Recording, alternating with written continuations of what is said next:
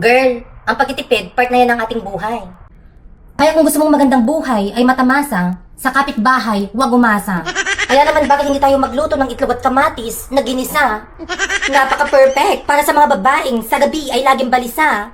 Ang bunganga ay hugis tasa at ang mga mata ay laging nakaalsa. Dahil napurga sa ginisa. Pasabugin ang itlog. Perfect para sa mga baklang mukhang sabog. Ngunit sa gabi ay busog na busog. Dahil sa bunganga, sumabog ang itlog. Girl! Para sa mga tomboy na kapag trumabaho ay mabibilis. At sa gabi ay matulis. Kaya ang daliri ay manipis. Nakikita naman ninyo. Para sa mga lalaking pag nagmahal daw ay patas. Pangako bukas. Ngunit sa huli ay umaatras. Sabay layas, abapunyemas, sibuyas. At syempre, charan! Para sa mga taong sa inuman ay matatapang, kapag umuwi ay pagewang-gewang, at ang hininga ay amoy buy bawang.